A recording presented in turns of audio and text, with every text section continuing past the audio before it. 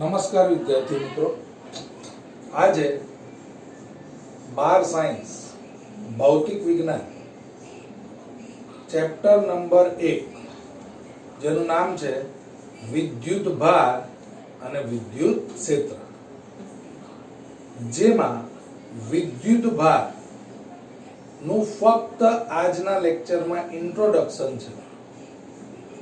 આ બધી બાબતો મહત્વની છે, એક એક ગુણમાં પૂછાય છે, એટલે આની ઉપર આપણે આજે ધ્યાન આપીશું. ક્લિયર? સૌથી પહેલો સવાલ છે કે વિદ્યુત ભારની લાક્ષણિકતા શું છે? વિદ્યુત ભારની લાક્ષણિકતા શું છે? આ લાક્ષણિકતા સમજાવવા માટે હું નાના ધોરણમાં તમને લઈ જઈશ. નાના ધોરણની અંદર આપણે ભણતા હતા ગજિયો ચુંબક. એક ગજિયો ચુંબક આ રીતનો હોય છે. ગજિયા ચુંબકના એક છેડે N હોય છે અને બીજા છેડે S હોય છે. એક છેડો N, આ બંને ધ્રુવ કહેવાય. જો આવા બે ગજિયા ચુંબકને એકબીજાની નજીક લાવવામાં આવે અને આ છેડો જો N છે અને બીજો છેડો પણ જો N છે, તેમની વચ્ચે અપાકર્ષણ થાય અને એક છેડો જો N છે, બીજો છેડો જો S છે, તો બંનેની વચ્ચે આકર્ષણ થાય. જે ચુંબકની લાક્ષણિકતા આકર્ષી બળ અને અપાકર્ષી બળ છે, એવી રીતે વિદ્યુત ભારની પણ લાક્ષણિકતા આકર્ષી બળ ઉત્પન્ન કરવું અને અપાકર્ષી બળ ઉત્પન્ન કરવું, જેની વિગતવાર માહિતી આપણે આગળ મેળવીશું. બીજો સવાલ આવે છે, વિદ્યુત ભારનો ઉપયોગ શું? તો વિદ્યુત ભારનો ઉપયોગ પરમાણુની બનાવટ કરવા માટે થાય છે. હવે મિત્રો, નાના ધોરણમાં આપણે ભણી ગયા કે પરમાણુ કેવી રીતે બને છે. પરમાણુ બનાવવા માટે આપણે કેવી કલ્પના કરી છે કે પરમાણુ આવી રીતે ગોળ હોય છે અને પરમાણુની અંદર એક ન્યુક્લિયસ હોય છે. ન્યુક્લિયસની અંદર પ્રોટોન અને ન્યુટ્રોન હોય છે અને એની બાહ્યતમ કક્ષામાં ઇલેક્ટ્રોન ભ્રમણ કરતું હોય છે. તો કોઈ પણ પરમાણુ માં જે ન્યુક્લિયસ હોય છે, એની બાહ્યતમ કક્ષાની અંદર એક કક્ષા, બે કક્ષા અથવા ત્રણ કક્ષા, બહુ બધી કક્ષાઓ હોય છે મિત્રો. તો આ ત્રણ તમે જુઓ, આ પરમાણુનું જે બંધારણ છે, જેની અંદર એક પ્રોટોન, એક ન્યુટ્રોન અને એક ઇલેક્ટ્રોન, આ ત્રણ કણોનો ઉપયોગ થયો છે. તો પ્રોટોન, ન્યુટ્રોન અને ઇલેક્ટ્રોન શું છે? તો પરમાણુ બનાવવા માટે જે મૂળભૂત કણો છે, જેમાં પ્રોટોન, ન્યુટ્રોન અને ઇલેક્ટ્રોનનો સમાવેશ થાય છે. મૂળભૂત કણોનો મતલબ શું થાય મિત્રો? મૂળભૂત કણોનો મતલબ થાય છે પાયાના કણો. પાયાના કણો એટલે કે પરમાણુની બનાવટ માટે જે જરૂરી કણો છે. પ્રોટોન એ ધન ભારિત છે, ઇલેક્ટ્રોન એ ઋણ ભારિત છે અને ન્યુટ્રોન એ વિદ્યુત ભારની દ્રષ્ટિએ તટસ્થ છે. તટસ્થ એટલે આ ત્રણ પ્રકારના કણોનો ઉપયોગ કરીને તમે પરમાણુની રચના કરી શકો છો. ક્લિયર? હવે પાછું મિત્રો આપણે 11મા ધોરણમાં જઈએ. દરેક કણ દળ ધરાવે છે. આપણે વાત કરીએ છીએ, માની લો કે આ એક કણ છે, આ બીજો કણ છે. આ બંને કણ, આ કણનું દળ m1 છે, આ કણનું દળ m2 છે અને આ બંને કણો વચ્ચેનું અંતર r છે. હવે આ બંને કણો વચ્ચે ઉદ્ભવતું ગુરુત્વાકર્ષી બળ નું સૂત્ર ધોરણ 11 માં આપણે ભણી ગયા. ધોરણ 11 ની અંદર આ સૂત્ર હતું આપણી પાસે, F = G m1 m2 divided by r square. જેમ કોઈ પણ બે કણોની વચ્ચે ઉદ્ભવતું ગુરુત્વાકર્ષી બળ કોની ઉપર આધાર રાખે છે? તો ગુરુત્વાકર્ષી બળ આધાર રાખે છે જે તે કણોના દળ પર. બરાબર છે? એક કણ અહીંયા છે જેનું દળ m1 છે, બીજું કણ અહીંયા છે જેનું દળ m2 છે, અને બંને વચ્ચેનું અંતર r છે, અને g એ સાર્વત્રિક ગુરુત્વાકર્ષણનો અચળાંક છે. 6.67 into 10⁻⁻11 ન્યૂટન મીટર સ્ક્વેર પ્રતિ કિલોગ્રામ સ્ક્વેર. આ એની વેલ્યુ છે જે આપણે ભણી ગયા છીએ આગળ. જો આ કિંમત અહીંયા મૂકવામાં આવે તો તમને ગુરુત્વાકર્ષી બળ મળે છે. આવો એક નાનો અમથો દાખલો, નાની અમથી સમજણ અહીંયા આપવામાં આવેલી છે કે જો આ m1 ની જગ્યા પર ઇલેક્ટ્રોનને લેવામાં આવે અને જો m2 ની જગ્યા પર વળી પાછો બીજો ઇલેક્ટ્રોન લેવામાં આવે અને જો બંને ઇલેક્ટ્રોન વચ્ચેનું અંતર 1 સેન્ટીમીટર જો રાખવામાં આવે, સમજો મિત્રો, આ ઇલેક્ટ્રોન છે, આ પણ ઇલેક્ટ્રોન છે, અને બંને વચ્ચેનું અંતર 1 સેન્ટીમીટર છે. g ની વેલ્યુ ફિક્સ છે 6.67 into 10⁻⁻11 ન્યૂટન મીટર સ્ક્વેર પ્રતિ કિલોગ્રામ સ્ક્વેર. તો મિત્રો અહીંયા પ્રયોગ એવો કરવામાં આવ્યો છે કે ભાઈ જુઓ, અહીંયા સ્ટેટમેન્ટ તમે ધ્યાનથી જોશો કે એક બીજાથી 1 સેન્ટીમીટર અંતરે રહેલા ઇલેક્ટ્રોન વચ્ચે લાગતું ગુરુત્વાકર્ષી બળ નું મૂલ્ય મળ્યું છે 5.5 ગુણ્યા 10⁻⁻67 ન્યૂટન. જો બળ લાગ્યું ને મિત્રો તો ફૂટપટ્ટી બી પડી ગઈ. બરાબર છે? આ બળ છે 5.5 ગુણ્યા 10⁻⁻67 ન્યૂટન. આ કણ, તો મિત્રો કોઈ તમને સવાલ પૂછે કે ગુરુત્વાકર્ષણ બળ કોના કારણે ઉદ્ભવે, તો તમારે મિત્રો જવાબ આપવાનો ગુરુત્વાકર્ષણ બળ ઉત્પન્ન થવા માટે જે તે કણોના દળ જવાબદાર છે. જે તે કણોના દળ જવાબદાર છે. એવી જ રીતે મિત્રો એવો બીજો પ્રયોગ કરવામાં આવ્યો કે આ બંને ઇલેક્ટ્રોન 1 સેન્ટીમીટરના અંતરે બે ઇલેક્ટ્રોન વચ્ચે લાગતું અપાકર્ષી બળ. મિત્રો આપણે હમણાં જ ભણી ગયા, પ્રોટોન ધન વિદ્યુતભાર ધરાવે છે, ઇલેક્ટ્રોન ઋણ વિદ્યુતભાર ધરાવે છે, અને ન્યુટ્રોન વિદ્યુતભારની દ્રષ્ટિએ તટસ્થ છે. એનો અર્થ એવો થયો મિત્રો કે પ્રોટોન જો ધન છે એમની વચ્ચે અપાકર્ષણ થાય, ઇલેક્ટ્રોન વચ્ચે અપાકર્ષણ થશે. તમે તો જાણો છો સમાન વીજભાર ધરાવતા કણો વચ્ચે હંમેશા અપાકર્ષણ થાય. એવી રીતે એક પ્રોટોન છે, એક ઇલેક્ટ્રોન છે, આ બંનેની વચ્ચે હંમેશા આકર્ષણ થાય. અસમાન કણો, અસમાન વિદ્યુતભાર ધરાવતા કણો વચ્ચે આકર્ષણ થાય છે. બરાબર છે? તો કોઈ તમને એવો સવાલ પૂછે કે ગુરુત્વાકર્ષણ બળ ઉત્પન્ન કરવા માટે જવાબદાર કોણ?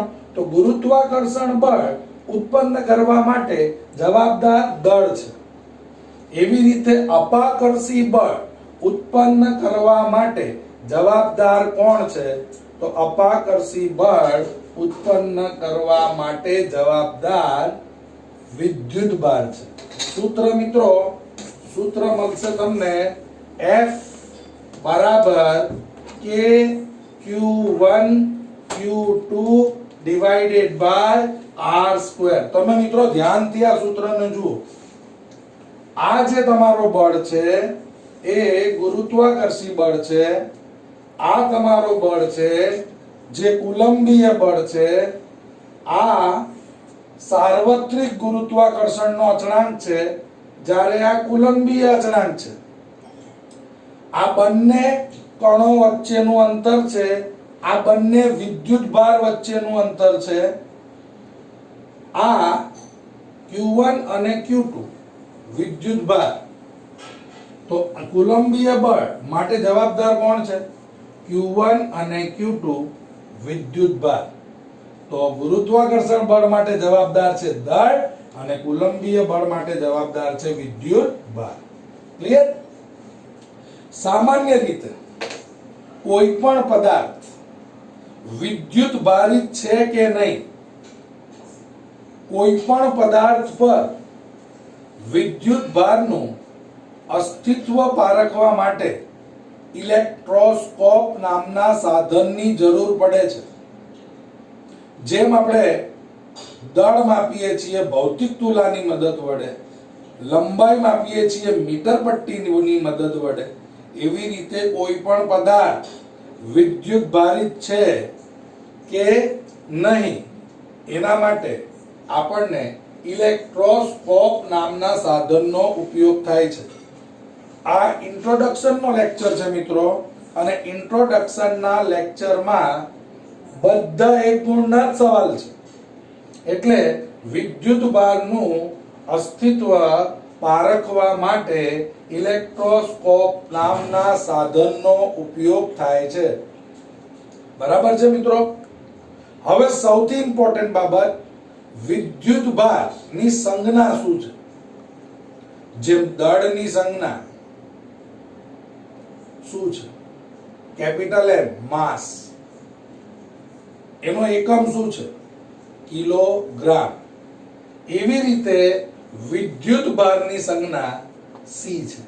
વિદ્યુત ભારની સંજ્ઞા C છે અને એને કુલંબ વડે દર્શાવાય મિત્રો. કુલંબ, એને આપણે કુલંબ વડે દર્શાવીએ છીએ. વિદ્યુત ભારની સંજ્ઞા C છે અને જેને આપણે કુલંબ વડે દર્શાવીએ છીએ. પરીક્ષામાં વારંવાર એક વ્યાખ્યા પૂછાય છે, એક કુલંબ એટલે શું? તો વ્યાખ્યા આપણે ક્યારે પણ ગોખીશું નહીં મિત્રો. વ્યાખ્યા આપણે ક્યારે પણ નહીં ગોખીશું. આ વ્યાખ્યા યાદ રાખવા માટે ફક્ત સૂત્રની જ જરૂર છે, અને એ સૂત્ર પણ પાછું ધોરણ 10 માં આવી ગયેલું છે. ધોરણ 10 માં તમે શીખી ગયા છો Q બરાબર IT, જેને બધા યાદ રાખવા માટે કહેતા હતા Q બરાબર ઇન્ફોર્મેશન ટેકનોલોજી. બરાબર છે? એ જ સૂત્ર છે મિત્રો. આ તો તમને આવડે છે. અને આ સૂત્રની અંદર Q એટલે કોણ? તો Q એટલે વિદ્યુત ભાર. I એટલે કોણ? I એટલે વિદ્યુત પ્રવાહ. અને T એટલે કોણ? T એટલે સમય. સવાલ શું છે?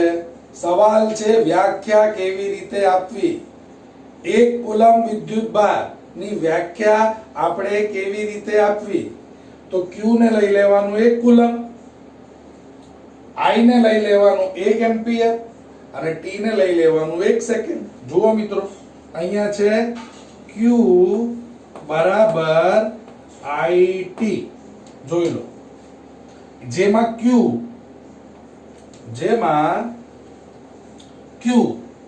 1 કુલંબ છે. I ને આપણે શું લઈશું મિત્રો? 1 એમ્પિયર લઈશું. અને T ને આપણે શું લઈશું? 1 સેકન્ડ લઈશું. હવે ડેફિનેશન બોલવાનું ચાલુ કરો. કોઈ પણ, જો મિત્રો જરા છે ને વિચારો કે વિદ્યુત પ્રવાહ એમ્પિયર છે. વિદ્યુત પ્રવાહ ક્યાં આવે? વાહક તારમાં આવે. વાહક તારમાં દોડે ને મિત્રો વિદ્યુત પ્રવાહ. કોઈ પણ વાહક તાર માંથી 1 સેકન્ડમાં, કોઈ પણ વાહક તાર માંથી 1 સેકન્ડમાં પસાર થતો વિદ્યુત પ્રવાહ જો 1 એમ્પિયર હોય, તો વાહક તારમાં રહેલા વિદ્યુત ભારના જથ્થાને 1 કુલમ કહેવાય.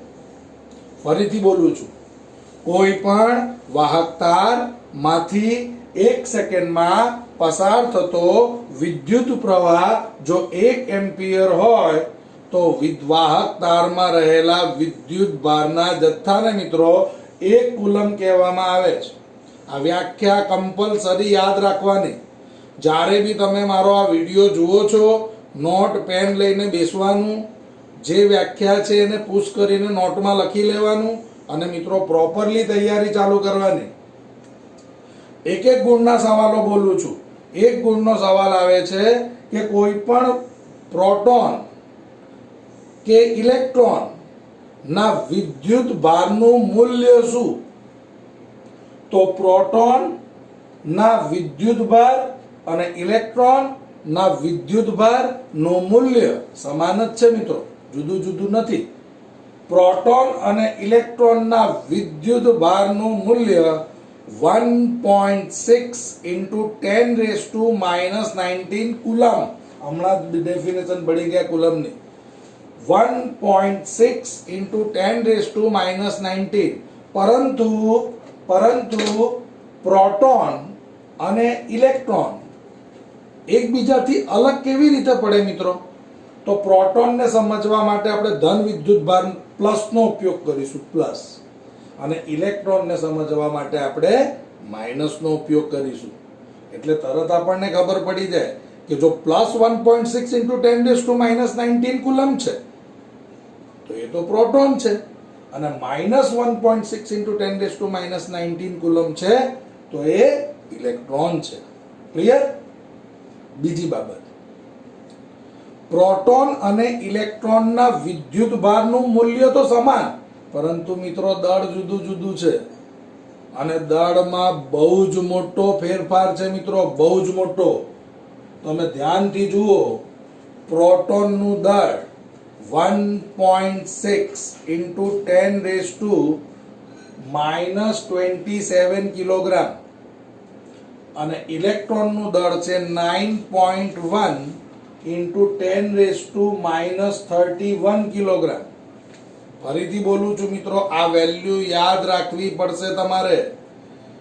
પ્રોટોનની વેલ્યુ છે 1.6 into 10⁻⁻27 કિલોગ્રામ અને ઇલેક્ટ્રોનની વેલ્યુ છે 9.1 ગુણ્યા 10⁻31 કિલોગ્રામ.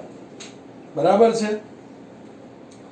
હવે મહત્વની બાબત તરફ જઈએ. માની લો કે કોઈ પદાર્થ છે. હમણાં તમને મિત્રો ભણાવ્યું કે કોઈ પણ પદાર્થ છે, તત્વ છે, એ કોનું બનેલું છે? પરમાણુ. અને પરમાણુ હંમેશા તટસ્થ હોય છે. શા માટે મિત્રો પરમાણુ હંમેશા તટસ્થ હોય છે? કારણ કે પરમાણુ પ્રોટોન, ન્યુટ્રોન અને ઇલેક્ટ્રોનનું બનેલું છે. પ્રારંભનો પરમાણુ ક્રમાંક જો તમે જુઓ છો તો એની અંદર પ્રોટોન, ન્યુટ્રોન અને ઇલેક્ટ્રોનની સંખ્યા હંમેશા સમાન હોય છે. પ્રોટોન ધન વિદ્યુત ભાર ધરાવે છે, ઇલેક્ટ્રોન ઋણ વિદ્યુત ભાર ધરાવે છે. દાખલા તરીકે સોડિયમનો પરમાણુ ક્રમાંક કેટલો છે મિત્રો?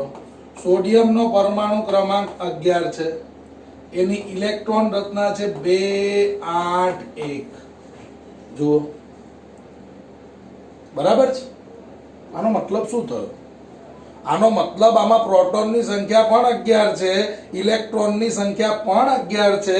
પ્રોટોન અને ઇલેક્ટ્રોનની સંખ્યા સમાન હોવાથી પ્રોટોન ઇલેક્ટ્રોનને રિલીઝ કરી નાખે અથવા ઇલેક્ટ્રોન પ્રોટોનને રિલીઝ કરી નાખે તો આ જે તમારો પરમાણુ છે, સોડિયમ પરમાણુ છે, એ સોડિયમ પરમાણુ કેવો કહેવાય? તટસ્થ કહેવાય. કારણ કે એની અંદર ધન વિદ્યુતભાર અને ઋણ વિદ્યુતભારની સંખ્યા સમાન હોય છે. તો દરેક પદાર્થ પર ઇલેક્ટ્રોન અને પ્રોટોનની સંખ્યા સમાન જ હોય છે, માટે તે કેવો છે? તટસ્થ છે. કેવો છે? તટસ્થ. તટસ્થનો મતલબ એની ઉપર ધન વિદ્યુતભાર અને ઋણ વિદ્યુતભારની સંખ્યા કેવી છે? સમાન છે. બરાબર છે? હવે બીજી બાબત બોલું છું, આંતરક્રિયા એટલે શું? તો આંતરક્રિયા ના 3 પ્રકાર છે. આંતરક્રિયા એટલે શું? પ્રકારને હમણાં જવા દો. આંતરક્રિયાનો મતલબ અહીંયા આપણે કોઈ પણ પદાર્થ પર આંતરક્રિયા કરીએ ને તો એ પદાર્થ તટસ્થ છે ને, તટસ્થ એના પરથી આપણે એને વિદ્યુત ભારિત કરી શકીએ. વિદ્યુત ભારિત શું છે એની ઇન્ફોર્મેશન આપણે નેક્સ્ટ લેક્ચરમાં લઈશું. આંતરક્રિયા શું છે, ક્વોન્ટમીકરણ શું છે, આની આપણે નેક્સ્ટ લેક્ચરમાં ચર્ચા કરીશું. મિત્રો, ધીરે ધીરે ભણવાનું ચાલુ કરો અને આપણા વોટ્સઅપ પર જે મેસેજ છે એના દ્વારા તમને કોઈ પણ પ્રશ્ન હોય એનું સોલ્યુશન તમે સવાલ પૂછીને મેળવી શકો છો. બરાબર છે? કોઈ પણ ટોપિકમાં નહીં સમજણ પડે તો જણાવજો. ઓકે? પોતાનું ધ્યાન રાખો મિત્રો.